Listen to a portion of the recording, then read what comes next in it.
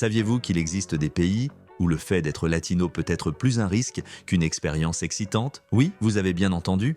Des endroits où vous pourriez être confronté à la discrimination, à des soupçons injustes ou même à des dangers dont personne ne vous avertit avant de voyager. Dans cette vidéo, je vais vous révéler les 10 pays que les latinos devraient éviter en 2025. Certaines de ces destinations sont célèbres pour leur histoire ou leur paysage, mais elles cachent des réalités qui pourraient transformer votre voyage en véritable cauchemar. D'ailleurs, le pays numéro 1 est un pays latin. Surprenant, non? Cela dit, commençons.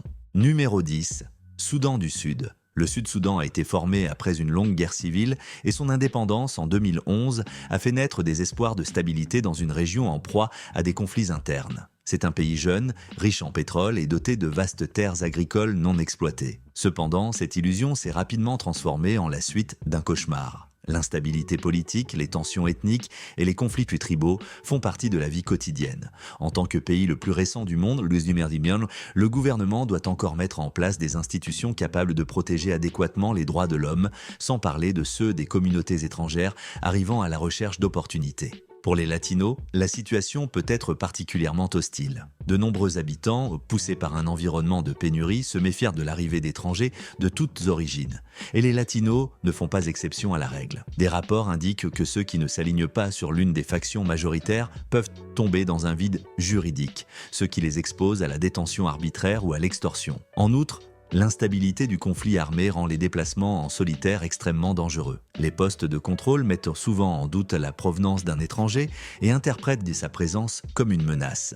La discrimination ne vient pas seulement des autorités ou des groupes armés. Dans la rue, les latinos peuvent ressentir un rejet qui se manifeste par des regards défiants et des commentaires offensants. Cela est dû au fait que les gens identifient tout étranger à la possibilité d'appartenir à des groupes occidentaux qui interviennent dans le pays, que ce soit militairement ou à des fins économiques. Les organisations humanitaires peuvent difficilement garantir leur propre sécurité et l'accès aux zones de conflit pour aider les victimes est extrêmement difficile.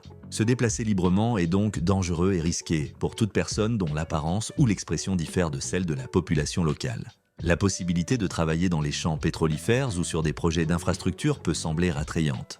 Mais en réalité, les latinos, en particulier ceux qui ne parlent pas la langue ou n'ont pas de contacts locaux solides, se heurtent à des obstacles constants. Les histoires de salaires impayés, d'exploitation du travail et de situations où l'absence de réseau de soutien rend l'individu impuissant sont légion. Si l'on ajoute à cela l'absence d'un état de droit stable, la discrimination peut passer inaperçue ou rester impunie. Numéro 9. La Libye.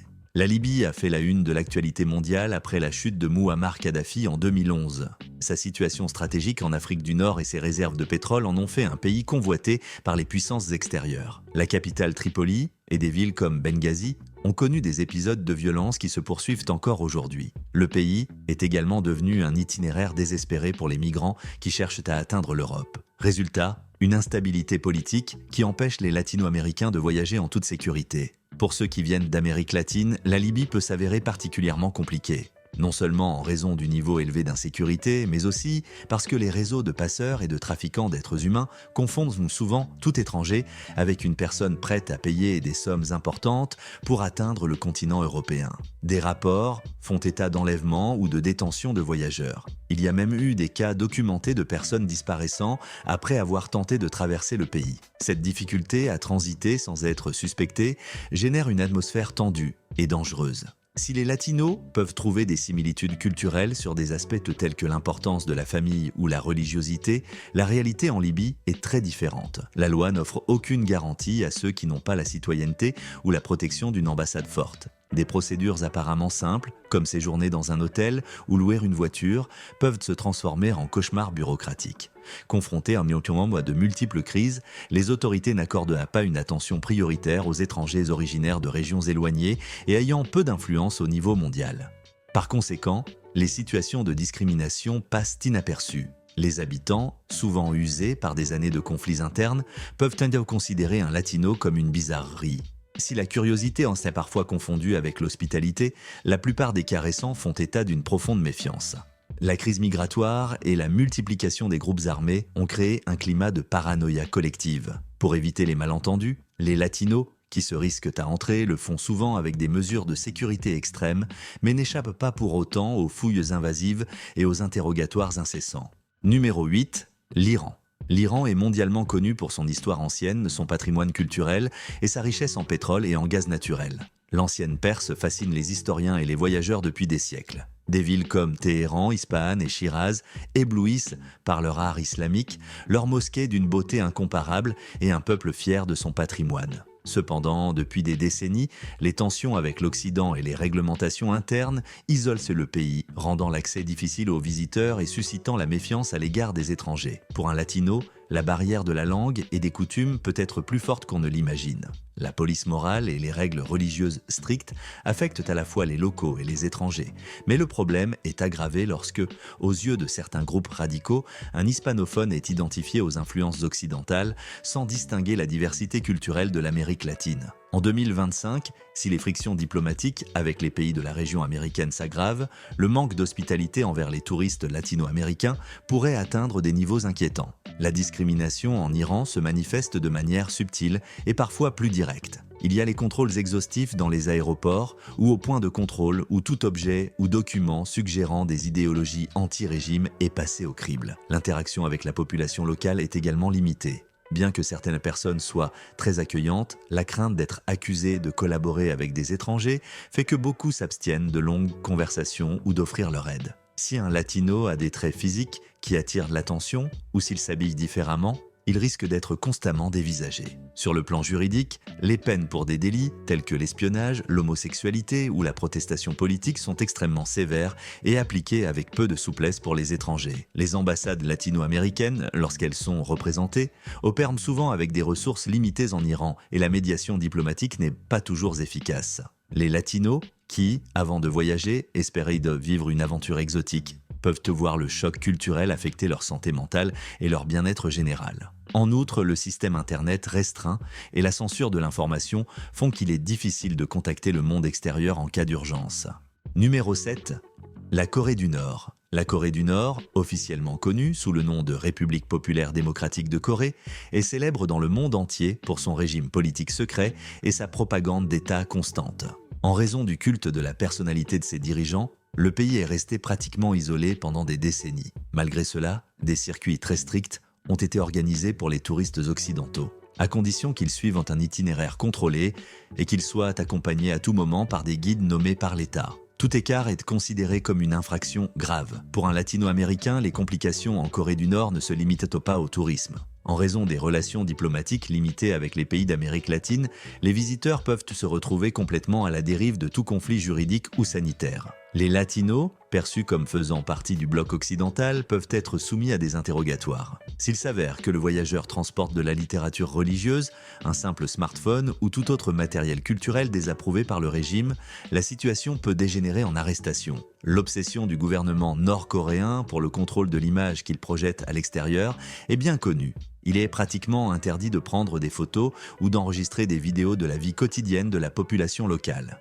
car on craint la diffusion d'images qui contredisent la propagande officielle. Pour un latino, qui apprécie généralement la liberté d'expression et la chaleur du traitement, cet environnement rigide devient étouffant. Des cas ont été signalés où des touristes ont eu des ennuis pour une chose aussi simple que de prendre une photo d'un monument sans autorisation ou de ne pas montrer suffisamment de respect pour les statuts d'anciens dirigeants. Le racisme institutionnalisé est difficile à quantifier, car le peu d'informations qui sortent de Corée du Nord sont filtrées avec une extrême prudence. Toutefois, le régime est connu pour promouvoir l'homogénéité ethnique et culturelle. Toute personne qui ne s'y conforme pas est considérée comme une menace potentielle pour l'ordre établi. Ainsi, un latino peut être confronté à des attitudes de marginalisation, à des commentaires hostiles ou à une distance sociale évidente. Outre les défilés militaires incessants et l'atmosphère tendue, visiter la Corée du Nord en 2025 peut représenter un risque indéniable. Numéro 6. Irak. L'Irak est réputé pour son immense héritage historique. C'est dans l'ancienne Mésopotamie que se sont épanouies les premières civilisations de l'humanité. Malheureusement,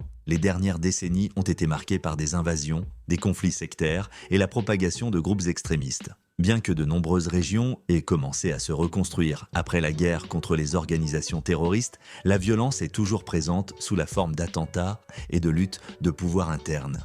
Pour la communauté latino, s'installer en Irak en 2025, c'est affronter les séquelles d'un territoire usé. Dans un environnement où la sécurité était fragile, tout voyageur qui ne sait pas se déplacer discrètement peut devenir une cible. Certains civils associent les étrangers aux envahisseurs qui ont ravagé le pays pendant des années, ce qui génère un rejet et un ressentiment parfois canalisés contre toute personne présentant des traits différents. En outre, la langue arabe et les dynamiques tribales complexes rendent l'adaptation difficile. Les possibilités d'emploi en Irak peuvent attirer des personnes de tous les coins du monde, y compris des latinos désireux de participer à des projets d'ingénierie ou de reconstruction d'infrastructures. Toutefois, le principal obstacle est la discrimination quotidienne. Les stéréotypes sur les latinos, qu'ils proviennent de l'image véhiculée par les médias internationaux, peuvent exacerber l'hostilité des groupes locaux qui associent tout ce qui est occidental à une ingérence militaire ou politique. Même une simple procédure d'immigration peut être retardée indéfiniment en raison de la méfiance. Les rapports des organisations internationales sur les violations des droits de l'homme en Irak soulignent que la minorité étrangère ne bénéficie généralement pas d'une protection juridique solide. Les latinos, originaires de régions peu influentes, sont particulièrement exposés. Les milices, qui ne dépendent pas du gouvernement central et fixent leurs propres règles, posent un grave problème. Si un latino pénètre accidentellement dans une zone contrôlée par une milice antigouvernementale, il peut être interrogé et accusé d'espionnage sans fondement. Numéro 5, la Somalie. Située dans la Corne de l'Afrique, la Somalie était autrefois une plaque tournante du commerce. El Hueso, connu pour son long littoral et sa cuisine influencée par les contacts historiques avec le Moyen-Orient et l'Asie. Depuis des décennies, cependant, le pays est enlisé dans le chaos d'une guerre civile sans fin. La montée des groupes extrémistes et la piraterie dans les eaux somaliennes en ont fait l'une des nations les plus instables du monde. Pour un latino-américain, l'arrivée en Somalie peut constituer un véritable défi. Des procédures de visa à la sécurité dans les rues, chaque étape est un obstacle difficile à surmonter. L'image de l'étranger blanc ou métis est associée à l'ingérence des puissances occidentales ou du personnel des ONG internationales. La population locale, fatiguée des promesses non tenues et des conflits en cours, regarde d'un mauvais œil tout visage qui n'appartient pas à son clan. La discrimination s'intensifie lorsque la personne n'est pas musulmane ou ne comprend pas les traditions locales. En outre, l'extrême pauvreté et la pénurie de ressources ont créé un environnement dans lequel l'extorsion et les enlèvements sont devenus des moyens de subsistance pour certains groupes. Un latino-américain qui a l'intention de se rendre en Somalie sans protection peut se trouver dans l'incapacité de réagir à des incidents échappant à son contrôle. Étant donné l'accès limité des ambassades latino-américaines dans la région, l'assistance consulaire en cas d'urgence est considérablement compliquée. Un autre aspect important est qu'en Somalie, les clans ont plus d'influence que le gouvernement. Si un latino-américain ne bénéficie pas de la protection d'un clan local, il est exposé à l'insécurité et au risque de discrimination.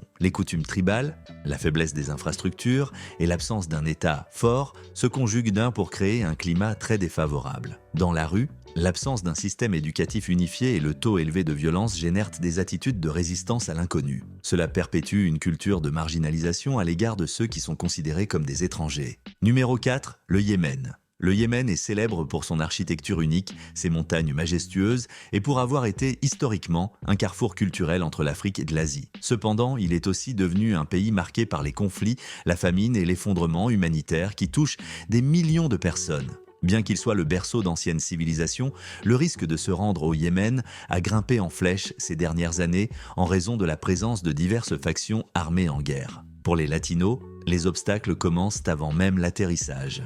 L'obtention d'un visa est une épreuve et, en cas de succès, l'arrivée dans un pays déchiré par la guerre est une expérience désolante. Les infrastructures sont gravement endommagées et des bandes armées contrôlent la majeure partie du territoire. Le simple fait de se déplacer de la capitale, Sanaa, à une autre ville peut s'avérer dangereux, car les combats éclatent sans avertissement. Dans ce contexte, être un étranger équivaut à porter une cible sur son dos. Des cas de discrimination à l'encontre d'étrangers ne partageant pas la foi islamique prédominante ont été documentés. Les latinos sont confrontés à une difficulté supplémentaire, la méconnaissance de la culture hispanique par la population yéménite. En tant que visage inconnu, il suscite la méfiance. D'autre part, compte tenu de la rareté des ressources, de nombreux locaux peuvent interpréter la présence d'un étranger comme un possible agent d'espionnage ou comme faisant partie de l'aide humanitaire qui n'arrive jamais à tout le monde.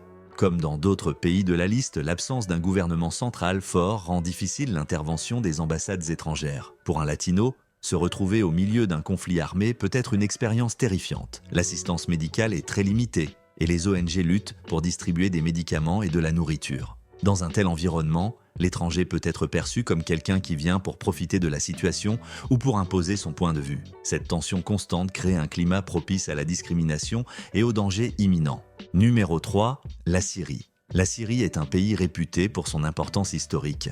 Damas et Alep comptent parmi les plus anciennes villes habitées au monde. Leurs ruines romaines et leur mélange de cultures fascinent les archéologues depuis des générations. Cependant, depuis 2011, la guerre civile a ravagé le pays, provoquant des millions de déplacés internes et de réfugiés dans le monde entier. En 2025, les ravages du conflit se feront encore sentir au quotidien, faisant de la Syrie l'un des endroits les plus difficiles et les plus dangereux à visiter. Pour un latino, la possibilité de discrimination commence par l'incertitude de ne pas savoir quelle faction domine la zone que l'on a l'intention de visiter. Le contrôle territorial a changé de main à de nombreuses reprises et chaque groupe armé peut considérer un étranger comme un ennemi potentiel. De plus, les relations diplomatiques liées avec les pays d'Amérique latine n'étant pas très fluides, l'assistance consulaire est limitée. Même les organisations internationales ne sont pas en mesure de garantir la sécurité sur la majeure partie du territoire. Être victime d'un vol, d'un enlèvement ou d'une extorsion est une menace réelle. Certains groupes peuvent penser qu'un voyageur latino-américain a des liens avec les puissances occidentales impliquées dans le conflit,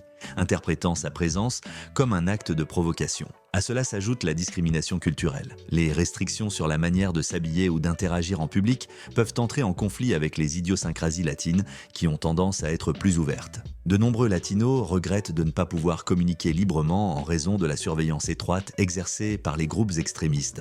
Les conséquences de cet environnement hostile ne se limitent pas au tourisme. La crise humanitaire profonde entrave l'accès aux services de base tels que l'eau potable, l'électricité et les médicaments. Dans un endroit où la priorité de la population locale est de survivre, la xénophobie et la méfiance à l'égard des étrangers s'intensifient. Ainsi, un latino qui arrive avec l'intention de connaître le berceau des civilisations est confronté à une dure réalité de destruction, de besoins et de suspicion. C'est un panorama où la discrimination n'est pas un cas isolé, mais une réponse naturalisée à une peur constante. Numéro 2, l'Afghanistan. L'Afghanistan est célèbre pour sa géographie accidentée et pour avoir été un carrefour historique sur la route de la soie. Des montagnes imposantes, des vallées isolées et une culture ancienne font partie de son identité. Cependant, au cours des dernières décennies, il a été le théâtre d'invasions, de la montée et de la chute de divers régimes et de la montée en puissance de groupes extrémistes imposant des lois radicales. Après le retrait des forces étrangères, les perspectives sont devenues bien plus incertaines. La discrimination à l'encontre d'un latino en Afghanistan est multiforme. D'une part, la figure de l'étranger est associée à l'intervention militaire occidentale qui a laissé des traces douloureuses. D'autre part, de fortes restrictions à la liberté individuelle empêchent un visiteur aux coutumes différentes de se déplacer sans encombre. Dans certaines régions régies par des doctrines extrémistes, ceux qui ne respectent pas les règles vestimentaires ou de comportement en public sont connus pour être sévèrement punis. Pour un latino, habitué à des expressions plus ouvertes, le choc culturel est profond. Les femmes latinos en particulier courent un plus grand danger. Dans de nombreuses régions d'Afghanistan, les lois limitant la mobilité et la visibilité des femmes font qu'il est presque impossible de voyager librement. En outre, la xénophobie à l'égard de toute personne qui semble s'écarter de la tradition islamique se traduit par des interrogatoires et le risque de sanctions arbitraires. Les autorités n'offrent souvent aucune garantie ni aucun soutien. En effet, la persécution des minorités ethniques et religieuses montre clairement que les droits de l'homme ne sont pas garantis. L'assistance consulaire est limitée ou inexistante. De nombreux pays d'Amérique latine n'ont pas d'ambassade active à Kaboul ou dans d'autres villes afghanes en raison de l'instabilité chronique. Sans cette aide, une mésaventure juridique ou sanitaire peut se transformer en un labyrinthe sans issue. L'hospitalité de certains Afghans, qui existe sans aucun doute, ne sert pas à grand-chose si la présence de groupes armés et l'application de lois radicales découragent toute interaction avec les étrangers. En 2025, ce climat défavorable ne montre aucun signe d'amélioration, ce qui renforce les raisons d'éviter le pays. Numéro 1, le Venezuela? Quoi? Le Venezuela? Mais c'est un pays latin, qu'est-ce qui ne va pas avec le Venezuela? Le Venezuela est connu pour ses paysages majestueux, tels que la puissante forêt amazonienne, les chutes Angel et le littoral des Caraïbes. Il était également célèbre dans le passé pour son industrie pétrolière, qui soutenait autrefois l'une des économies les plus prospères de la région. Ces dernières années, cependant, le pays a souffert d'une crise politique, économique et sociale qui a entraîné un exode massif de sa propre population. Aujourd'hui, sous l'effet de nouvelles tensions internes et d'un gouvernement qui se durcit, il s'annonce comme une destination très complexe pour d'autres latinos en 2025. Il peut sembler surprenant qu'un pays d'Amérique latine figure sur cette liste. Cependant, la discrimination interne et le climat de méfiance à l'égard des immigrants originaires de certaines régions d'Amérique latine sont de plus en plus fréquents. Beaucoup attribuent ce rejet croissant à la saturation des services publics et à la crise chronique que traverse le pays. Dans un environnement où les produits de base sont rares, chaque groupe local défend ses intérêts avec méfiance et regarde avec suspicion toute personne arrivant de l'extérieur, même si elle est aussi hispanophone. La crise politique et le contrôle social exercé par les autorités sont étouffants.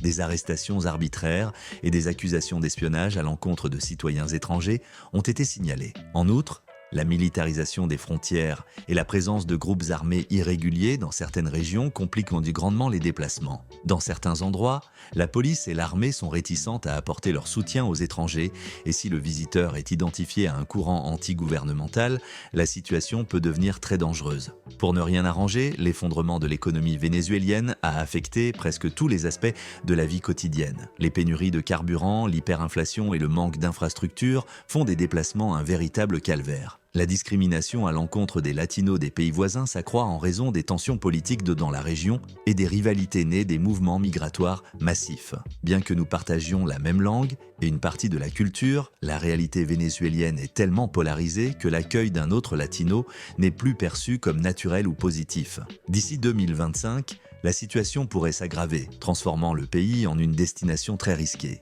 Le monde est vaste et plein de merveilles, mais parfois le danger l'emporte sur l'attrait touristique. En tant que latino, vous méritez protection et respect partout où vous voyagez. Cependant, la dure réalité de ces destinations montre que la discrimination, la violence et la méfiance marquent encore la vie dans de nombreux pays. Si vous êtes arrivé jusqu'ici, vous connaissez déjà les raisons pour lesquelles ces endroits représentent un risque trop élevé pour quiconque attache de l'importance à la sécurité et à la dignité. Avant de chercher un vol, réfléchissez bien à votre itinéraire. Et si ce contenu vous a aidé, je vous invite à aimer et à vous abonner pour rester informé de ce qui se passe dans notre monde. Prenez soin de vous et à la prochaine fois.